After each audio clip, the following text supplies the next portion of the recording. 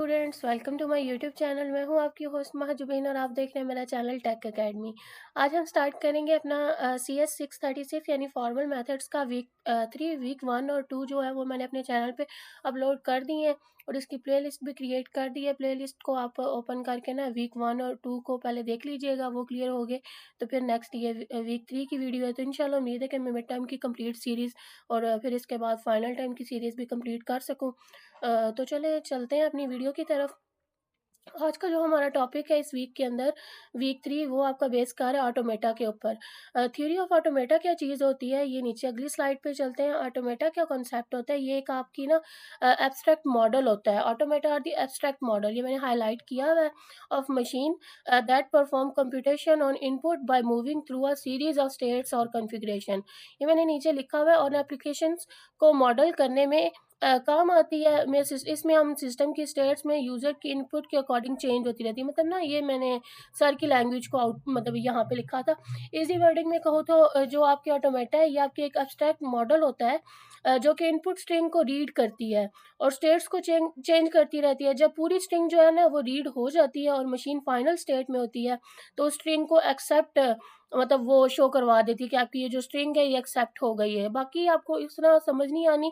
Next जैसे-जैसे हम आगे मूव ऑन करेंगे ना तो तब आपका इस चीज़ को ना ये समझ में आ जाएगा। ये जो हाइलाइट हुआ है ना, ये फॉरेंसिक यूजेज इम्पोर्टेंट है, तो इसको एक नज़र देख लीजिएगा आप लोग। नेक्स्ट पे चलते हैं। नेक्स्ट आपके पास क्या है? लैंग्वेज। लैंग्वेज क्या चीज़ होती है? Language is a set of strings. ये यहाँ पे लिखा हुआ है, describe the conditions impose on it's words. ये आपकी ना बेसिकली जो है ये आपके सेट ऑफ स्ट्रिंग्स होती है, जिसके अंदर मतलब language L of string, set of string है, ये एल फॉर लैंग्वेज है। ऑड लेंथ है, डिफाइन ओवर सिग्मा ए है, then can be written as यानी लैंग्वेज इक्वल टू, और ये ए और फिर यहाँ पे डबल है, ये 4 टाइम्स है, ट्रिपल टाइम्स। ये ना इस तरह ना इस कांस्टेंट से जितने वर्ड्स बनेंगे उसकी लेंथ ऑड होगी। ये ऑड मतलब ना, ऑड कौन से होते हैं आपको पता होगा। ऑड नंबर्स होते हैं 1 3 5 7, इसी तरह ये 1 है, फिर 3 है, फिर 5 है। इस तरह ना ऑड्स की स्ट्रिंग बनती है आपके पास।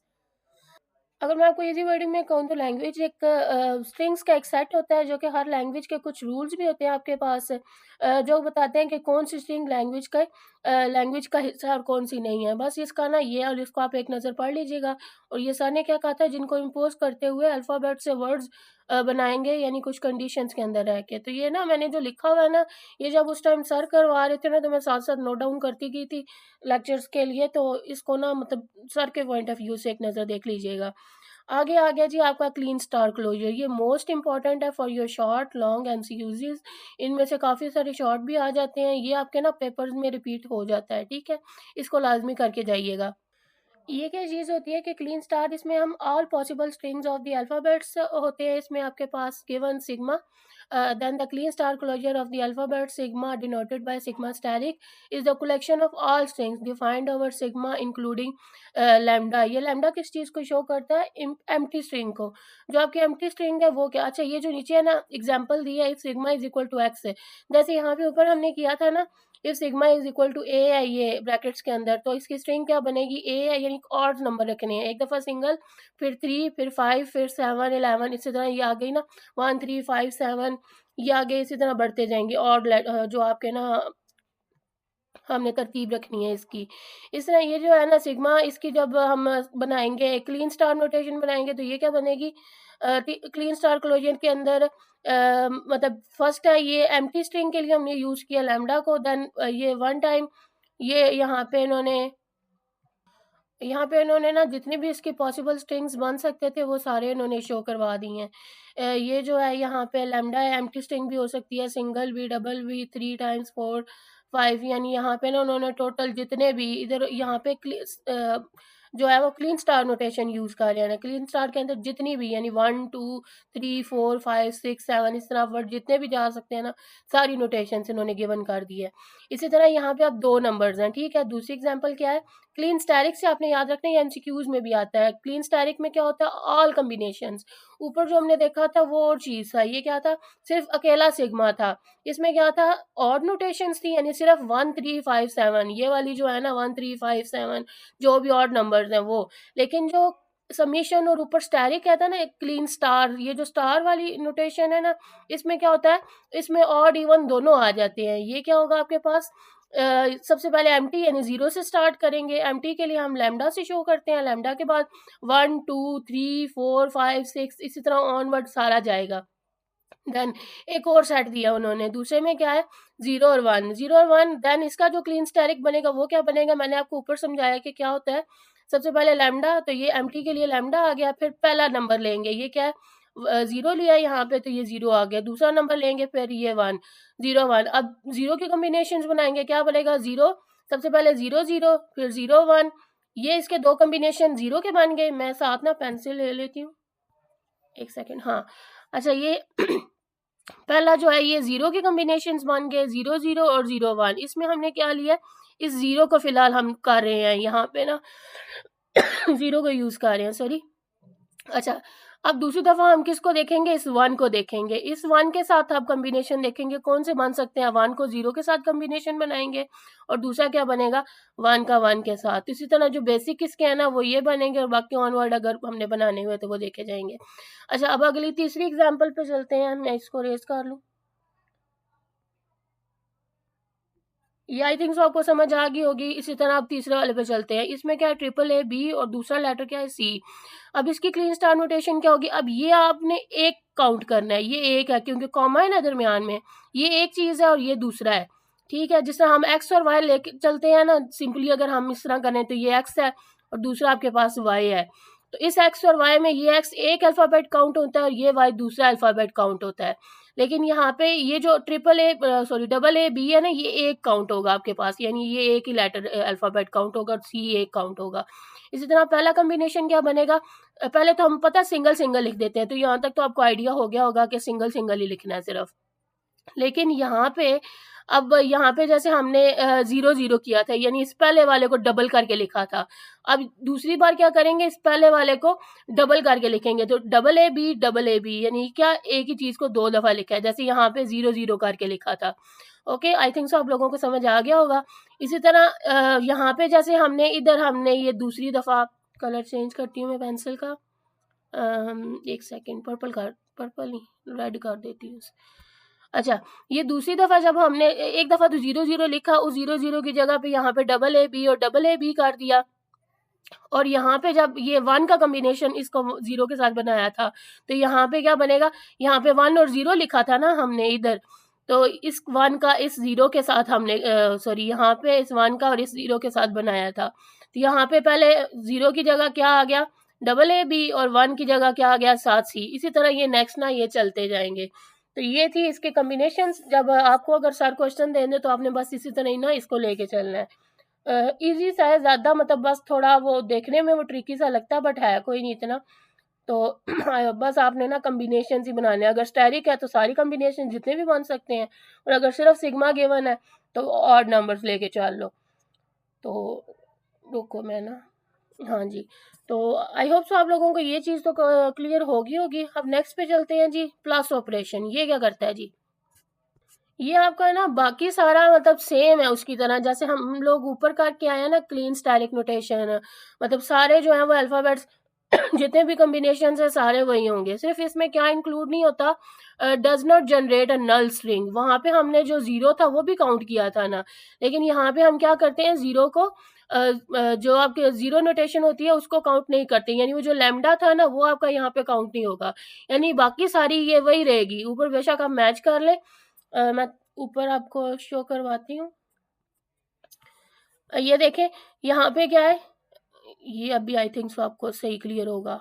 हाँ अब ठीक है। ये देखें मतलब सारी एज इट इज़ वही है, 0 1 0 0 0 1 1 0 वही है, 0 1 0 0, ये सेम है दोनों ये चीज़ें, ये भी और ये भी सेम है। बस क्या है यहाँ पे इधर ये लैम्डा गिवन है और यहाँ पे लैम्डा नहीं है, बस ये फ़र्क है। और उधर जो है वो होता है आपके पास स्टैरिक का सिंबल होता है, लेकिन प्लस नोटेशन में आपने यहाँ पे क्या करना है प्लस लगा देना है।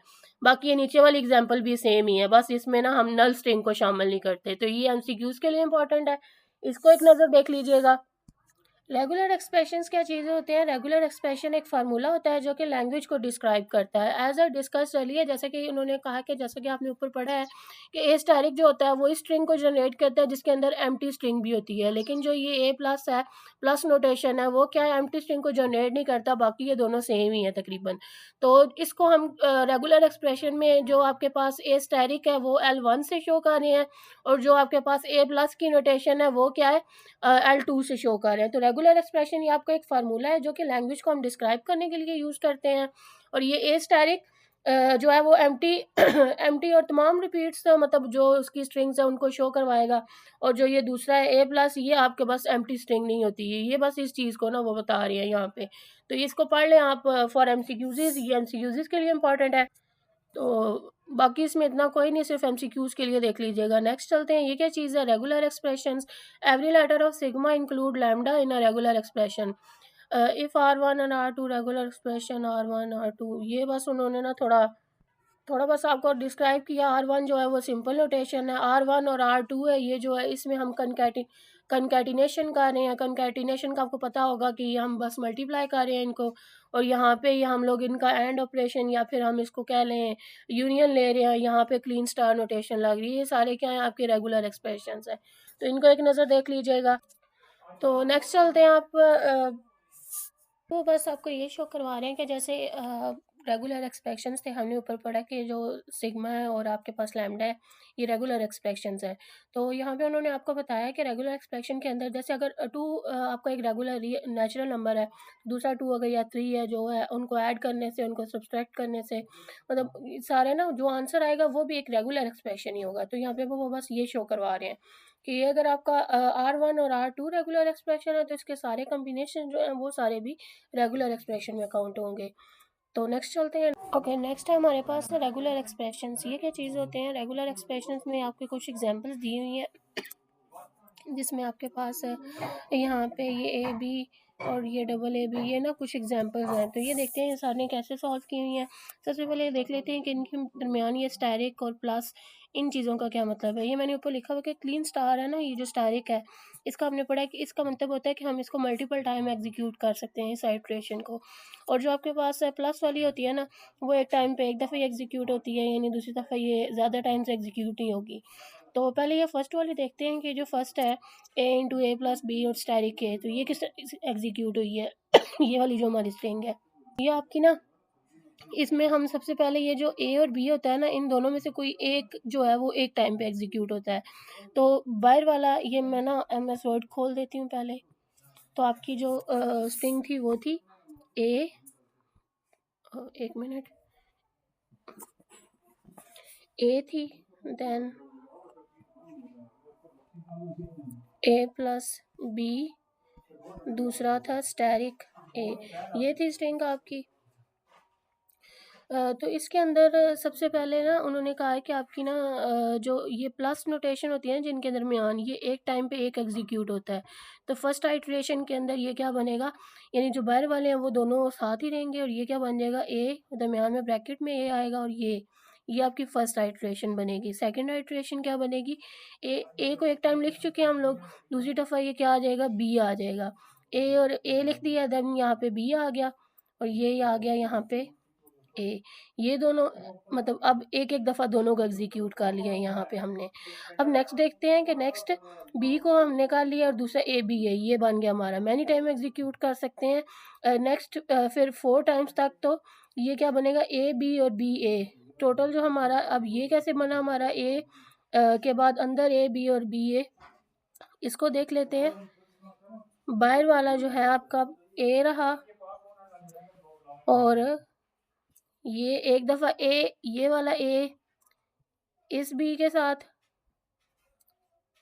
एक दफ़ा, जैसे वो हमने 0 और 1 की कम्बिनेशंस को देखा था ना, एक दफ़ा 0 0, फिर 0 1 1 0 1 1, इस तरह ना, ये अब ए बी और बी ए ऐसे, और ये बाहर वाला ये टोटल ना, ये ऐसे जो फोर्थ आइट्रेशन बनेगी ना इसकी, ये सर ने कहा था कि आपकी लास्ट ये वाली बननी है, तो बस ये चीज़ मल्टीप्लाई हो रही है। नेक्स्ट देखते हैं जो ये अगली है, डबल ए और double b into a b. ये कैसे है? अब ये वाला जो रेगुलर एक्सप्रेशन है ना, ये ज़्यादा टाइम एग्जीक्यूट नहीं होगा। क्यों नहीं होगा? क्योंकि इसके साइड में स्ट्रिंग नहीं है। वो जो स्ट्रिंग ऑपरेशन है ना, स्टैटिक वाला, ये नहीं है। ये फर्स्ट टाइम क्या बनेगा? ये वाला डबल ए आया, डबल ए और ए बी, यानी ये वाला ए है आपके पास, डबल ए और ए बी, ये फर्स्ट टाइम लिखेंगे। मैं कलर चेंज कर लेती हूँ, 1 मिनट। ये यहाँ पे इससे कर लेती हूँ ताकि आपको क्लियर हो जाए। ये वाला डबल ए और ये वाला ए बी, तो क्या बना? डबल ए और ए बी। पहली आइट्रेशन ये रही। दूसरी आइट्रेशन में क्या बनेगा? ये वाला डबल बी और ये वाला ए बी। तो ये क्या होगा? डबल बी और देन ए बी, ये रहा। फिर इसकी शर्त ये है कि बस ये जो एंड होना चाहिए ना, ये एंड किस पे हो? ए बी पे हो, क्योंकि इसकी एंडिंग वैल्यू क्या है? A B. तो सर ने आपको ये बताया था कि जो एंड है वो ए बी पे होना चाहिए। ओके, नेक्स्ट है बी और डबल ए प्लस बी। इसकी तकरीबन ये ऊपर वाले की तरह ही है, फर्स्ट वाले की तरह ही है, बस थोड़ा सा चेंज है। क्या चेंज है इसमें, उसको देख लेते हैं हम लोग। ओके, सबसे पहला बी आएगा। इस बी को एक दफ़ा इसे डबल ए के साथ, बी और डबल ए, फिर इस बी को इस डबल बी के साथ, बी डबल बी, ये आ गया। अब इस बी को, बी ऐसे ही आया, then double a double b, जैसे 0 0 0 1 था ना, हमने ऊपर किया था। फिर जो दूसरी दफ़ा ये बी है, अब ये आइट्रेशन रिवर्स हो जाएगी। ये क्या? डबल बी डबल ए, ये चीज़। तो ये स्ट्रिंग बनेगी। बस ये इसकी क्या कंडीशन है? इसकी जो आपकी स्टार्ट है ना, क्योंकि ब्रैकेट से पहले जो स्टार्ट हो रहा है, तो वो स्टार्ट क्या है? वो बी से हो। ये इसकी थी कंडीशन थी। तो ये था आपके रेगुलर एक्सप्रेशंस का। तो नेक्स्ट चलते हैं। नेक्स्ट क्या गिवन है आपके पास? नेक्स्ट आपके पास टॉपिक फाइनाइट ऑटोमेटा। आपका मोस्ट इंपॉर्टेंट टॉपिक स्टार्ट हो रहा है, फाइनाइट ऑटोमेटा। फाइनाइट ऑटोमेटा क्या चीज़ होता है? ये जो आपके ना फाइनाइट ऑटोमेटा एक ऐसी, मतलब आपकी finite automata is a state of machine that takes a string of symbol as input, जो कि आपके पास नंबर्स का एक स्ट्रिंग लेती है इनपुट के तौर पर और चेंज कर देती है उसकी स्टेट के according. A string is acceptable if it reach to the final state. अगर वो स्ट्रिंग जो है आपकी फाइनल स्टेट, यानी आपने कोई ऐसी इनपुट दी है, इनपुट स्ट्रिंग दी है जिसका आउटपुट आ गया है, तो इसका मतलब है वो स्ट्रिंग क्या है? आपके पास एक्सेप्टेड है। नेक्स्ट है we will discuss to automatic. क्या है? Deterministic finite automata and non deterministic. ये भी मोस्ट इंपॉर्टेंट शॉर्ट के लिए है और एमसीक्यूज़ के लिए भी। कि आपके पास कितनी टाइप्स होती हैं? 2 किस्म की होती हैं, एक डिटर्मिनिस्टिक और दूसरी नॉन डिटर्मिनिस्टिक। बेसिकली ये जो होती है, ये सिंबल्स को रीड करती है और स्टेट्स को चेंज करती रहती है। अगर एंड पे फाइनल स्टेट्स हो तो यानी स्ट्रिंग एक्सेप्ट हो गया, बस इसका जो बेसिक मतलब है। बाकी इसकी 2 टाइप्स होती हैं, वो मैंने आपको बता दिया। आगे चलते हैं। ये deterministic finite automata most most most important है for your short questions. Long questions भी आते हैं इसमें से। इसका बता देते हैं फाइनाइट ऑटोमेटा के। ये एमसीक्यूज़ के लिए भी इम्पॉर्टेंट है, ये एमसीक्यूज़ के लिए भी है और शॉर्ट के लिए भी है और लॉन्ग के लिए भी। शॉर्ट क्वेश्चन कहते हैं कि जो डीएफए की स्टेट्स क्या हैं, कितनी टपल्स हैं, सॉरी डीएफए के अंदर कितने टपल्स हैं? 5 आते हैं। 5 टपल्स बताएं कौन कौन से होते हैं? S, sigma, T, small S और ए। ये स्मॉल और कैपिटल एस, इनका आपने ध्यान रखना है। कैपिटल एस किस चीज़ को शो करता है? स्मॉल एस किस चीज़ को डिस्क्राइब करता है? सिग्मा किस चीज़ का है? टी किस चीज़ को शो करता है? ए किस चीज़ को शो करता है? तो ये सारी चीज़ें आपने ना माइंड में रखनी है। ये मोस्ट इम्पॉर्टेंट है ये वाला। ये आपने ना ध्यान से देख के जाना है पेपर के लिए। तो ये देख लेते हैं हम लोग। क्या है जी? S represent the finite set of states है। ये जो एस है, ये किस चीज़ को रिप्रेजेंट कर रहा है? ये एस आपका स्टेट्स को रिप्रेजेंट करता है। मेन चीज़ क्या है इसके लिए? स्टेट्स। एस आपका किसको रिप्रेजेंट कर रहा है? स्टेट्स को, जो आपके सिस्टम की करंट स्टेट्स चल रही हैं उसको रिप्रेजेंट कर रहा है। देन ये जो सिग्मा का सिंबल है, ये किस चीज़ के लिए शो कर रहा है? इनपुट का सिंबल है ये आपका। देन ये जो टी है, ये ट्रांजिशंस के लिए है। और ये जो स्मॉल एस है, ये एलिमेंट है कैपिटल एस का। यानी स्मॉल एस है, ये जो करंट स्टेट को शो करता है। ठीक है। अब एक किसी सिस्टम की जो मेजर स्टेट होती है, जो उसकी एक्चुअल स्टेट होती है, वो ज़ाहिर बात है सबसेट होता है उसकी जो कंप्लीट बड़ा यानी ये जो बड़ा है ना, ये कैपिटल एस है जो, ये उसकी मतलब कंप्लीट स्टेट है, सेट ऑफ स्टेट है। लेकिन उसमें से जो एक पार्ट हमने लिया है ना कि अभी वो किस स्टेट में है, वो स्मॉल एस क्या होगा, इनिशियल स्टेट। और जो फाइनल स्टेट होती है ना, एक्सेप्टेड स्टेट्स, ये जो ए है ना, ये एक्सेप्टेड स्टेट्स को शो करता है। ये उसकी फाइनल स्टेट होती है कि वो ट्रांजिशन के बाद, ये जो ट्रांजिशन परफॉर्म हुई है इसके ऊपर, उसके बाद वो किस स्टेट में है। सॉरी, ये थोड़ा कचरा मच गया, मैं इसको साफ़ कर लूँ। ओके। ओके, यहाँ पे हमने डिटर्मिनिस्टिक फाइनाइट ऑटोमेटा के बारे में देखा है कि कौन कौन सी इसमें 5 टपल्स होते हैं। ये हमने डिस्कस कर लिया कि ये 5 हैं, ये आपने लाजमी करने हैं, ठीक है। नीचे ये एक डायग्राम गिवन है जिसमें ये जो आपके पास इसकी स्टेट्स हैं, ठीक है, ये जो सर्कल्स हैं ना, ये स्टेट्स हैं। और ये जो हमने ऊपर पढ़ा था कि, बल्कि आगे भी जाके आई थिंक जो हम पढ़ेंगे कि जो सिंगल सर्कल होता है, या फिर सिंगल सर्कल होगा आपके पास या माइनस होगा, तो ये किस चीज़ को शो करता है, इनपुट स्टेट को। और जो आपके पास डबल सर्कल होता है, यानी एक सर्कल उसके बाद दूसरा, और या फिर आपके इसके दरमियान सिंबल्स के साथ प्लस होता है, तो ये किस चीज़ को शो करता है, आपकी आउटपुट स्टेट को। तो ये आपने अपने माइंड में रखना है कि आपकी कौन सी है ये स्टेट्स, मतलब किस तरह शो हो रही हैं। अब ये क्या आपकी ट्रांजिशन परफॉर्म हो रही है, ट्रांजिशन को हम एरो से शो करते हैं। 0 आउट की आपकी इनपुट है, और 1 जो है वो आपकी आउटपुट है। ये 0 थी और ये 1, ये आपकी इनपुट आउटपुट, ये ट्रांजिशंस परफॉर्म हो रही हैं। जो आपकी डीएफए होती है यानी डिटर्मिनिस्टिक फाइनाइट ऑटोमेटा, इसमें एक टाइम पे एक ट्रांजिशन, एक मतलब एक टाइम पे एक ही इनपुट या आउटपुट होगी। ये सिंपल, यानी एक टाइम पे या स्टेट 1 होगी, सॉरी ट्रांजिशन 1 होगी, या एक टाइम पे 0 होगी। ये आपकी ना सिंगल होती है। नेक्स्ट पे चलते हैं। नेक्स्ट क्या गिवन है, नेक्स्ट आपके पास एक एग्जांपल गिवन है जो कि मैं आपको ऊपर बता चुकी हूँ कि इनपुट क्या होती है, इनिशियल स्टेट, जो या तो सिंपल सर्कल होता है या उसके दरमियान माइनस होता है आपके पास, और फाइनल स्टेट क्या होती है, डबल सर्कल या दरमियान में प्लस होता है। अब ये उन्होंने एक एग्जांपल दिया। अब इसमें देखें, कोई भी जो इनपुट स्टेट्स हैं सारी सिंगल्स हैं, यानी कोई भी उसके अंदर डबल वैल्यू नहीं यूज़ हो रही है। यहाँ पे वही चीज़ है कि स्टेट को हम लोग सर्कल से शो करते हैं, और दिस एंड दिस, ये सारा ना उन्होंने बस वही एक्सप्लेन किया हुआ है। अच्छा, नॉन डिटर्मिनिस्टिक फाइनाइट ऑटोमेटा क्या होता है, ये भी same as it is deterministic की तरह ही होता है। बस इसमें एक चीज़ का फ़र्क होता है कि इसमें इनपुट्स 2 हम दे सकते हैं, यानी इसमें ना आपके पास जो इनपुट स्टेट्स होती हैं वो 2 होती हैं, बाकी सारे ये सेम डिटर्मिनिस्टिक फाइनाइट ऑटोमेटा की तरह होता है।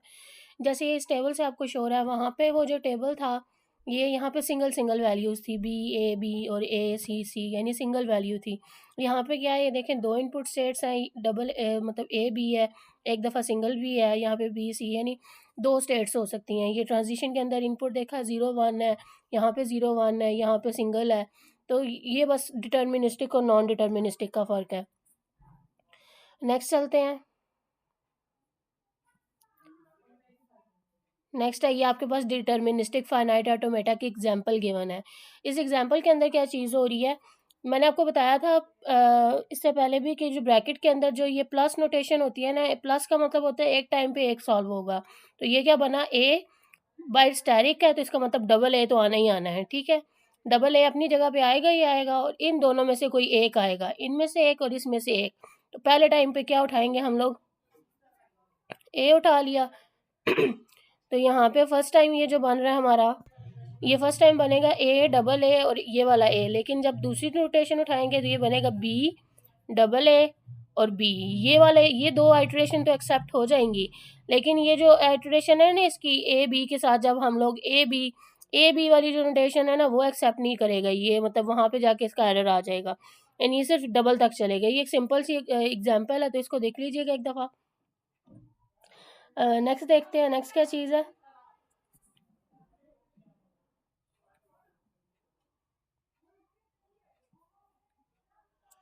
ये आपके पेपर में नहीं आते, आए भी तो सिर्फ एमसीक्यूज़ के लिए थोड़ा सा इंपॉर्टेंट है, सिर्फ ये चीज़ आती है। ये देख लें, consider the even even language. Even even में क्या है कि एक एक ये जो आपके पास सबमिशन गिवन है ना, उनमें से एक एक को आपने 2 दफ़ा लिखना है। लाइक एक दफ़ा ए हो गया, फिर बी, फिर ए बी, फिर बी ए, मतलब इस कंडीशन में ये देखो सारे रिपीट हो रहे हैं। तो ये बस आपका शो हो जाएगा। नॉन डिटर्मिनिस्टिक में क्या है, स्टेट तक ये यहाँ पे ना वही जो मैंने ऊपर आपको शो करवाई थी ना, सेम वही चीज़ है। लैंग्वेज एल की स्ट्रिंग है, ए बी है कंटेनिंग डबल ए, देन ऊपर यहाँ पे मैंने कहा था कि ये ए आएगा, देन ए बी, और ये कंडीशन यहाँ पे फुलफिल नहीं होगी, क्योंकि यहाँ पे डबल स्टेट्स आ सकती हैं, स्टेट तक जा रही है लेकिन ये एक्सेप्ट हो जाएगा।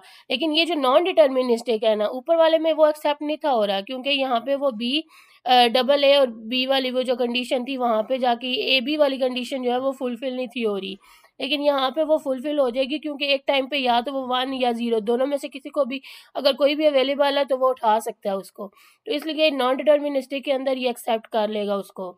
नेक्स्ट है मेज़ गेम। मेज़ गेम में क्या है जी, minus and plus indicate the initial and final states respectively.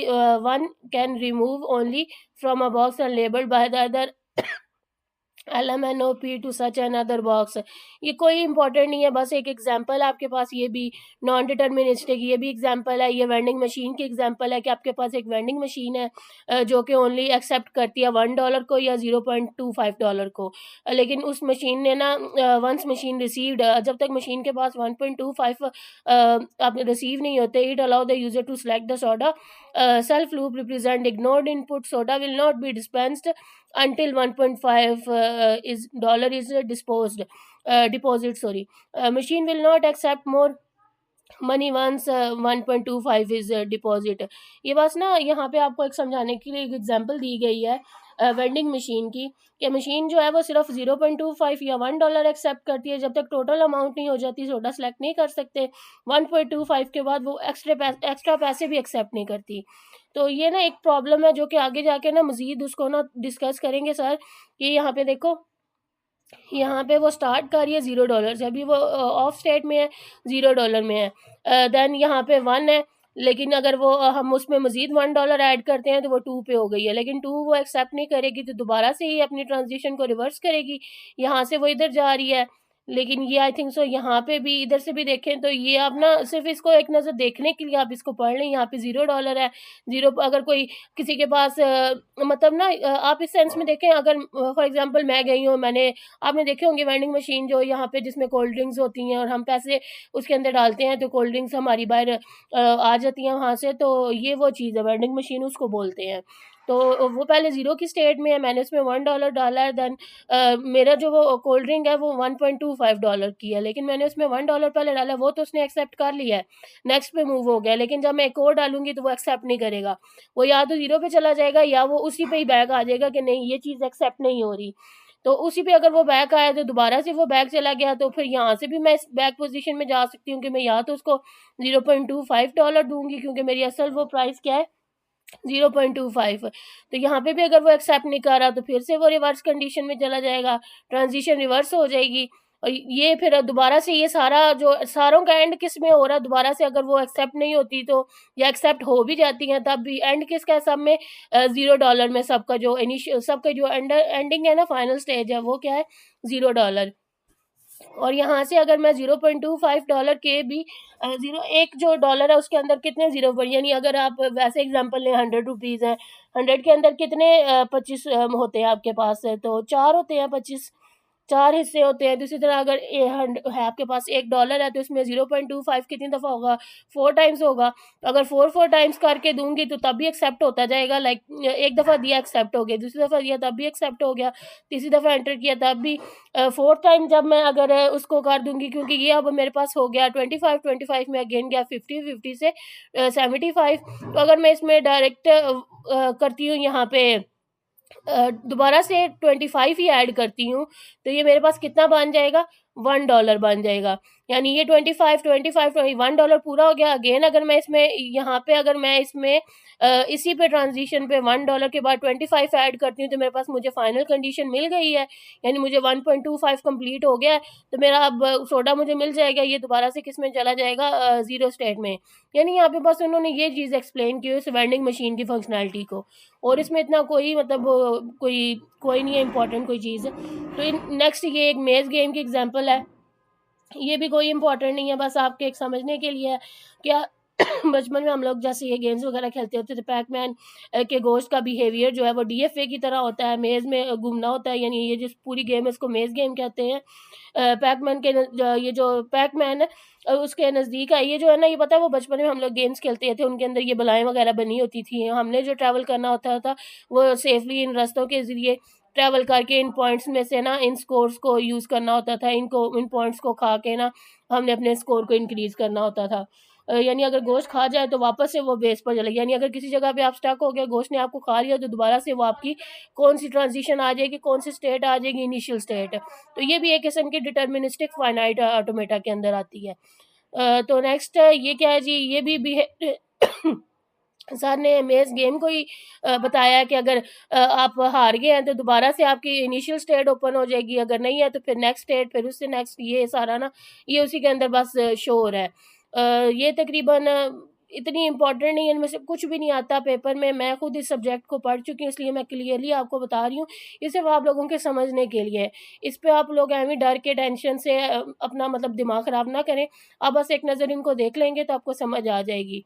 बाकी I think so next week 4 start हो रहा है, तो ये हम नेक्स्ट वीडियो में करेंगे। वीडियो ऑलरेडी बहुत ज़्यादा लेंथी हो गई। मैंने कोशिश की है कि आपको सारे टॉपिक्स क्लियर करवा सकूँ। फिर भी अगर आपको कुछ समझ नहीं आता है तो आप काइंडली कमेंट सेक्शन में पूछ सकते हैं। तो काइंडली चैनल को लाइक, शेयर और सब्सक्राइब लाज़मी किया करें, ताकि हम भी नेक्स्ट वीडियो बना सकें। आप लोग ना चैनल को लाइक करते हैं, ना ही शेयर करते हैं, तो फिर दिल भी नहीं करता कि आप ना नेक्स्ट वीडियोज़ हम कोई बनाएँ। लेकिन जब स्टूडेंट्स अच्छा रिस्पॉन्स कर रहे होते हैं, वो रिक्वेस्ट कर रहे होते हैं कि मैम काइंडली, और हमें भी लगता है कि स्टूडेंट जो है वो इंटरेस्टेड हैं हमारी वीडियो, जब हमें लगता ही नहीं कि हमारे स्टूडेंट्स हमारी वीडियोस देख भी रहे हैं या नहीं, तो फिर हम भी छोड़ देते हैं इसको कि रहने दो, फिर बनाने की ज़रूरत ही नहीं पड़ती हमें ना। तो ये है कि अगर आपको फिर नेक्स्ट वीडियोस चाहिए तो मुझे कमेंट सेक्शन में लाजमी बताइएगा, ताकि मैं नेक्स्ट भी इसकी वीडियो बना सकूँ। और बाकी अगर आपको कोई चीज़ समझ नहीं आती तो आप कमेंट सेक्शन में पूछ लीजिएगा। मिलते हैं नेक्स्ट वीडियो में, तब तक के लिए अल्लाह हाफिज़।